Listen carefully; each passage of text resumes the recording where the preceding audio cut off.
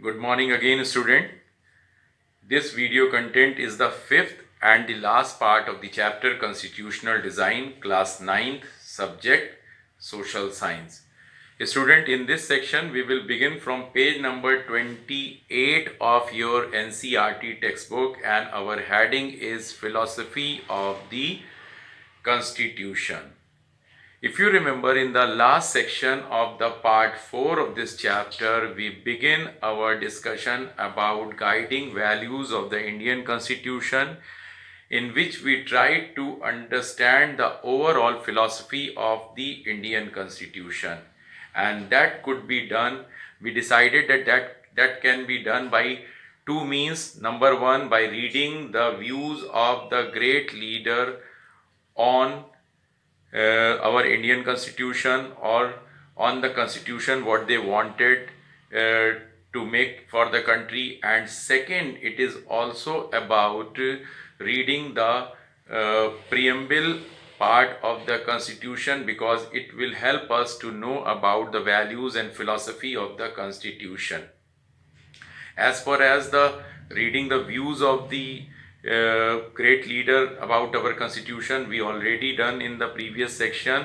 We read the views of Mahatma Gandhi, we read the views of Dr. B.R. Ambedkar, who is known as the father of the Indian Constitution, and also we read the views of our first Prime Minister Pandit Jawaharlal Nehru, that the kind of constitution what they wanted to achieve, the kind of society they wanted to make possible in the country by the means of set of rules and regulation, by the means of drafting set of rules and regulation, and the very democratic philosophy what they wanted to achieve.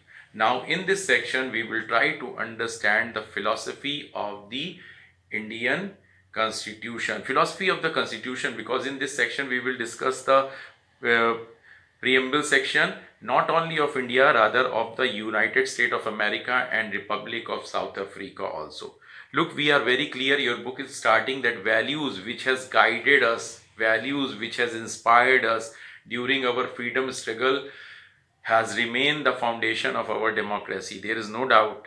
There remains certain values, there remains certain principles on which we made our struggle during the for attaining the independence from the British colonial rule, and that was included as a foundation of our democracy by the means of having a preamble.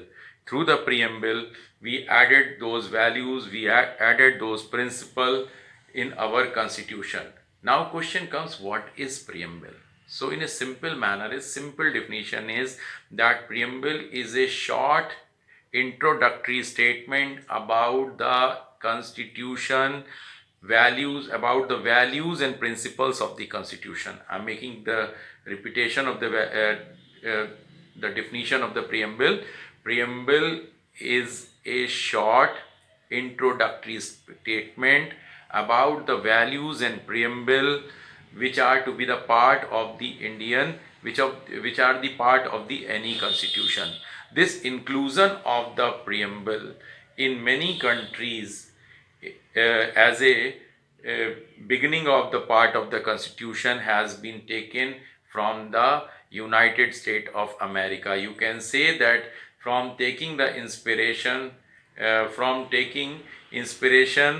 of the United States of America's constitution, most of the countries in the modern time, wherever the constitution was made, they have added this introductory statement called preamble. In this section, student, on page 28 we have provided the two part, that is preamble of United States of America and preamble of South Africa. I would not be reading this, because when we shall be going through the preamble of India, all the values you will be going through, you will come to know that more or less the values are same in all the countries, because from their past they have attained kind of, like USA got independence from the same colonial master like India, British colonial master, and South Africa had a different situation because they faced the situation of apartheid and racial discrimination that we shall be also discussing in this part. But you will find that the language starts from we the people of.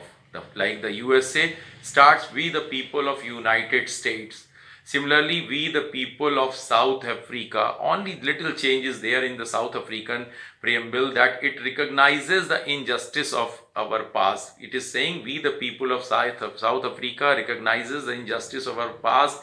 And in the last section of this preamble, they have given the reference to the God also, that God save the people of South Africa and protect the people of South Africa. That's how there may be a little difference, but the overall message of the values and principles included in all these preamble are same, that we shall be reading. We are required to go through to the Indian preamble. Let's move to page number 29, where the Indian preamble are provided. Student, on this page, on the left and right corner, the meaning of some of those words are mentioned. So we will try to make the complete understanding of the preamble of our country. Let us begin with the very first word, "we." Imagine that if India could not be a democratic, what it would be? Do you think that there could be a word like "we"?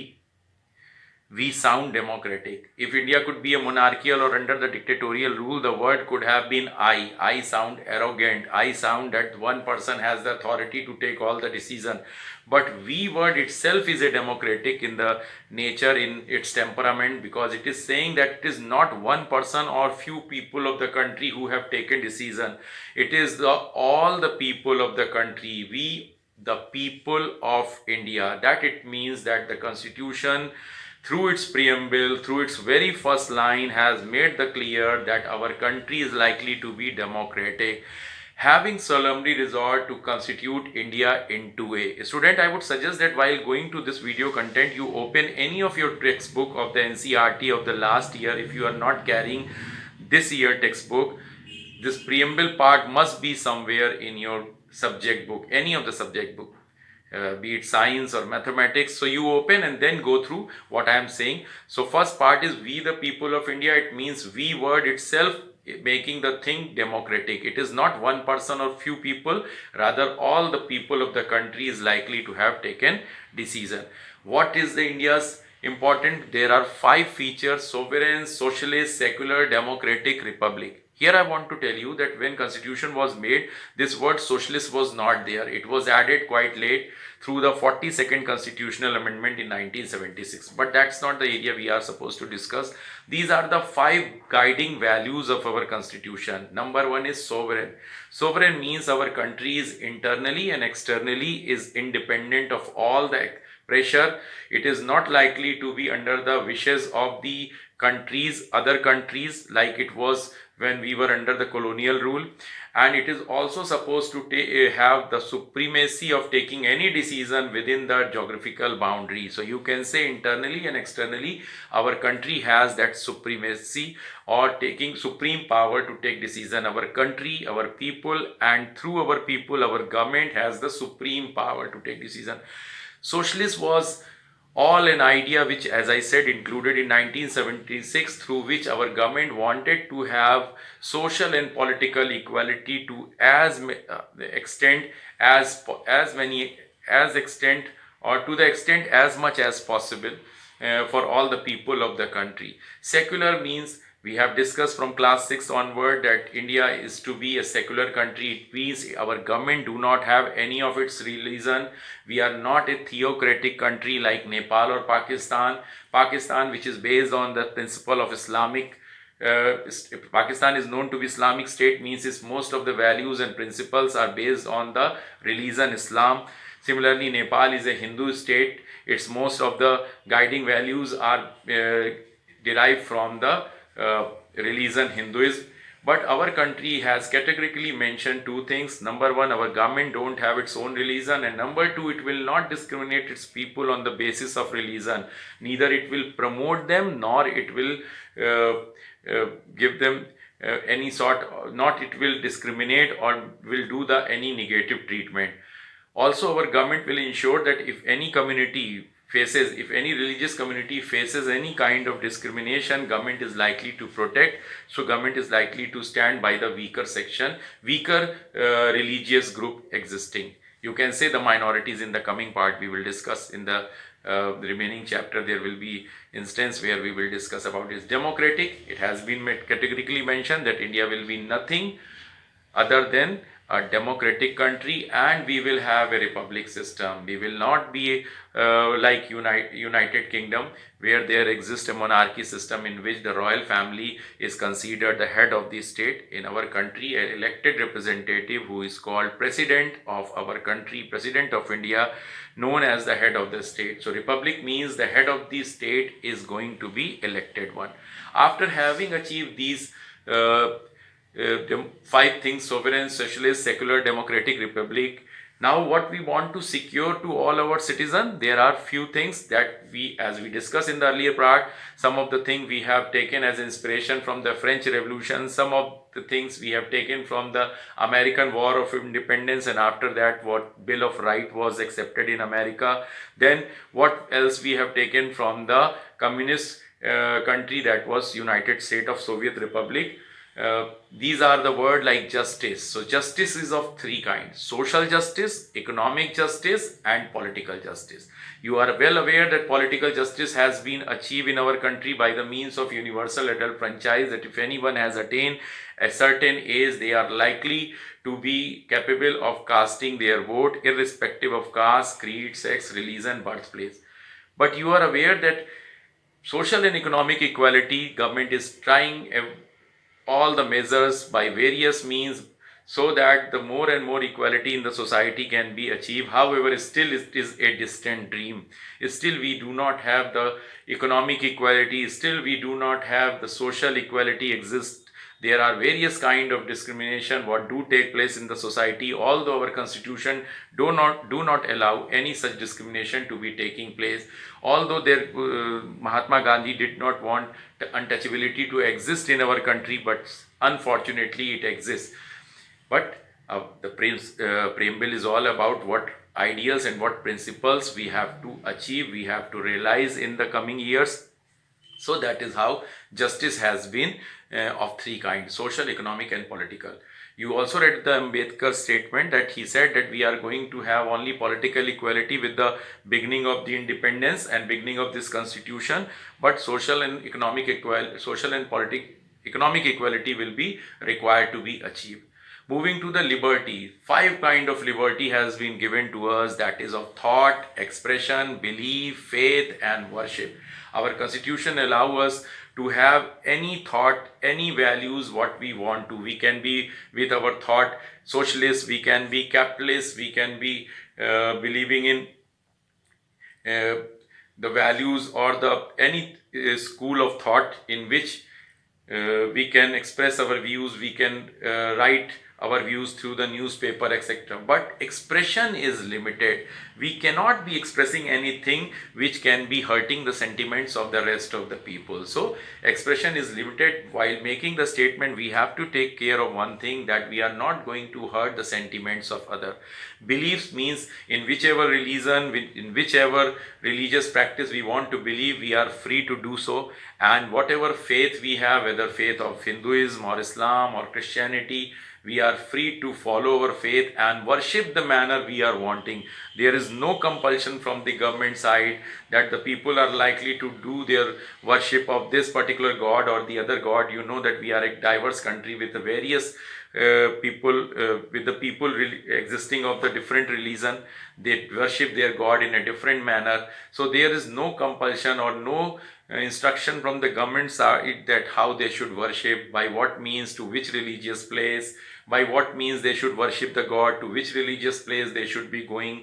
All these are freedom given to the people of the country. Then there are two: equality of status and opportunity. That is also very important, student. We have been provided equality of status, means in this country people shall not be discriminated whether they are rich or poor. People shall not be discriminated whether they belongs to one gender or the other gender, whether they belongs to higher caste or lower caste or any religion. Every person in this country, in the eyes of law, will be treated equally. They will have equal respect and dignity in the society. And opportunity means the opportunity to succeed in the life will remain open for everyone. This is why you find that in your country there exists a competitive examination. After completing your 10th plus and 12 senior secondary, you will be going for various competitive examination for becoming engineer or becoming doctor, or for any other competitive examination. You will have to compete, you will be given opportunity.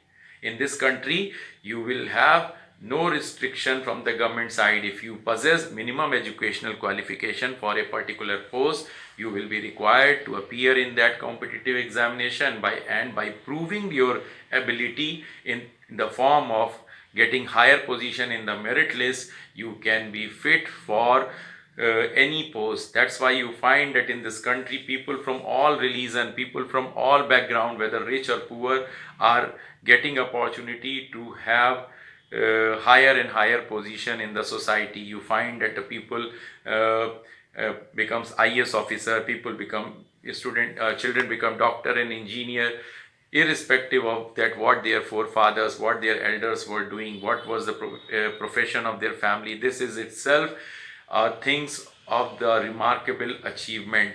And last is the fraternity. This we have seen in the French Revolution that the fraternity means the people of the country will be advised to live with the dignity, respecting others' rights, respecting others' freedom, and expected others to equally give them respect for their dignity and freedom. In the last part, book has mentioned the date that on 26 November 1949 we are adopting this constitution, and we shall be following the Constitution of India by this means. So, student, we could understand by this preamble, this short statement, that what kind of principles and values we are wanting to achieve in country India. And according to this preamble, the laws of the constitution, laws are mentioned, the various provisions are mentioned in the constitution. That is how, student, we are moving to the last section of the chapter, that is called institutional design, on the very last page. And we can say here, after reading, that constitution is not only a statement of values and principle. Make the point very clear. Constitution is not only about that you can say it is a statement of values and principle. Rather, it is about translating those values and principle in the institutional arrangement. We should make the provision accordingly. When Indian Constitution was made, it was a long and detailed constitution. You can say probably it is the longest constitution. It is the constitution with maximum content available in it. And when it was written with every possible thing at that time, it was required to have the provision of amendment. Reason, framers of the constitution was worried that whether the constitution what they are making will remain relevant in the coming years. So they thought that it will remain relevant only when it will change according to the people's aspiration and desire with the change of the time. They were understanding that constitution also need to change with the time, because with the coming of the time, new things will be added, new circumstances will be there, and people will be finding, new generation will be finding that there are certain new changes are required. And only then a constitution can sustain and can remain relevant for a longer period of time. The constitution which will remain very rigid cannot sustain for a longer period of time. We have already discussed that in many countries constitution was supposed to be changed because it could not fulfill the aspiration of the people, and people had no choice but to replace constitution, but to rewrite their entire constitution. And our country's constitutions, our country's achievement is that over the last 70 years our constitution has not been challenged with its legitimacy, only because it has remained flexible in nature. Our constitution maker never believed that our constitution is not a document which cannot be altered. They believe that it is not a sacred document. They believe that it is not a rigid document. With the time it can change. So they themselves made the arrangement within the constitution. They themselves made the provision within the constitution that how, under what circumstances, and how the constitution can be amended. And based on this principle, time to time constitutional amendment has taken place. Moving to the last section, In the next paragraph, it is written that if you will read the constitution, I hope that if you are wanting, internet has available, internet will provide you the some of the portion. You try to read it yourself. You will find that the very language of our constitution is legal in nature. So legal language means it can be easily understandable to only one who is in the legal profession. Like if your father is advocate or lawyer in the house, if your father is or somebody any other person in the family who is understanding the legal language, it is easy for them to understand. But for rest of the people, initially it becomes difficult.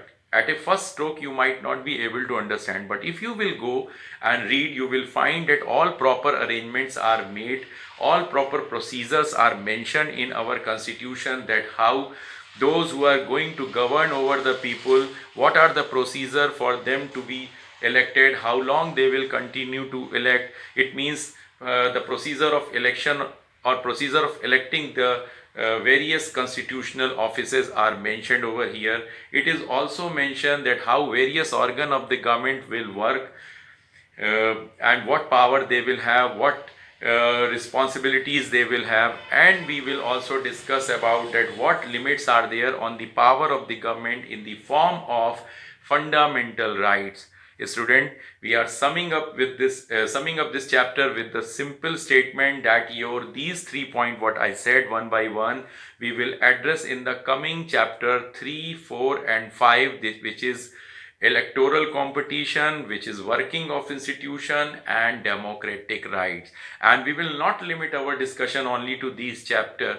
In the class 10th also we will continue to discuss about various principles, various provision, what are the part of our constitution, what are those guiding values which we have discussed over here in the form of preamble or in the form of views of the great leaders. So the book is wanting to tell you, this last section is wanting to tell you that we are not finishing the content, rather we will extend these 3 dimensions in the coming 3 chapters. Coming 3 chapters are electoral competition, in which we will try to understand the existence of electoral system in our country. Then in the chapter number 4 we will discuss working of our various organs of the government, that is legislature, executive and judiciary. And as I said in the last part, we will discuss democratic rights, what are extended to the people of the country, so that they can put the limit. This can become a source of putting a limit on the government's unlimited power and making things more and more democratic. That's all, student, for this chapter. Thank you.